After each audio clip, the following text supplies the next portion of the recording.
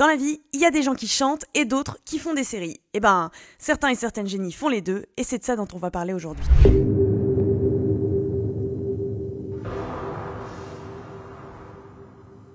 Donc on s'est dit qu'on allait un peu revenir sur les liens étroits entre le monde de la chanson et celui des séries. Déjà, je pense à deux mastodontes, un du monde de la chanson et l'autre de la série. Je pense bien sûr au passage d'Ed Sheeran dans la très populaire série Game of Thrones. Le chanteur a pu faire une apparition dans la saison 7 de la fameuse série et y pousser la chansonnette. For hands of gold are always cold, but a woman's hands are warm. Et en fait, c'est assez récurrent de retrouver des professionnels de la chanson apparaître dans des séries. Par exemple, le regretté Prince a pu apparaître dans New Girl. Anecdote, dans cet épisode devaient apparaître les Kardashians. Mais Prince n'était pas trop d'accord. Mais il ne l'a dit qu'au dernier moment et elles étaient déjà sur le plateau. Il a fallu les écarter pour qu'ils ne se croisent pas. Malaise. On se rappelle de Demi Lovato qui joue dans tout un épisode de Grey's Anatomy, sa série préférée. Elle aura un rôle de patiente atteinte de schizophrénie. Je suis pas folle, mais personne me croit, alors je vais me foutre l'air. Allez, je suis le docteur Karef. Alex, doucement. Je voudrais que tu possèdes ce... Dans la même veine, on a Justin Bieber qui se fera tuer dans Les Experts. Oui, mais 13 ans après, c'est plus du spoil, désolé.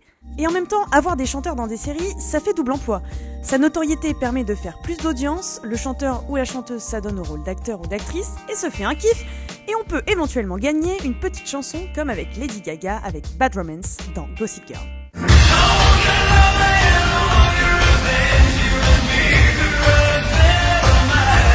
Et typiquement, pour ce cas-là, c'est le fait même de débarquer dans la série qui leur a permis de lancer leur carrière de chanteur ou de chanteuse. On a par exemple Ariana Grande qui a commencé sa carrière à la télévision dans Victorious, diffusée en France par Nickelodeon. Je pense aussi à Miley Cyrus qu'on a vu débarquer dans Hannah Montana. Mais Miley a failli ne jamais voir sa carrière décoller. À 11 ans, elle décide de passer le casting pour la série face à 1000 autres concurrentes. Elle sera rejetée pour son âge, trop jeune, et du coup, trop peu d'expérience. Mais elle a persisté et a continué à envoyer des cassettes vidéo au producteur. Après 6 mois de casting, le producteur lui a fait repasser l'audition. Et elle a eu le rôle. Coriace la Miley. Et qui c'est qui commence aussi sa carrière dans Hannah Montana ? Selena Gomez, ouais. En effet, elle est surtout connue à partir du moment où elle joue dans Les Sorciers de Waverly Place. Mais elle apparaîtra justement d'abord dans Hannah Montana en 2007, en tant que pop star nommée Michaela. Et alors vous n'êtes pas prêts, parce que Selena se fait connaître dans une série, devient chanteuse et se sert ensuite de sa notoriété pour produire une série aussi. Effectivement, elle sera productrice exécutive de 13 Reasons Why et aidera la série lorsqu'elle sera accusée de romantiser le suicide. Selena s'est exprimée sur le sujet et son aura a eu un certain impact. Avoir un pro de la chanson dans une série, c'est assez valorisant pour l'audience. Et on a pu le voir par exemple avec le succès d'Euphoria et Drake. Au début, personne ne comprenait vraiment son rôle dans la série, mais en fait, il est producteur exécutif. C'est pareil pour 50 Cent et Power, la série dont il est le producteur exécutif. Mais pas seulement, il est comédien dans la série et il fait ça très bien. Pour ça, on a Donald Glover qui est très fort. Déjà, il a une double identité qui nous donnait l'indice de son appétence pour l'acting, mais aussi de la chanson sous le nom de Childish Gambino. Et Donald, lui, il aime bien tout faire. C'est ce qu'on voit bien dans Atlanta. Il joue le rôle principal, il est producteur exécutif, il est scénariste, il est réalisateur. Petit burn-out, peut-être un peu, Donald. On te le souhaite pas. Et enfin, pour se caler sur l'actu, quoi de mieux que de parler de The Idol, diffusé lors du Festival de Cannes 2023. Pour The Idol, déjà, c'est The Weeknd le créateur de la série.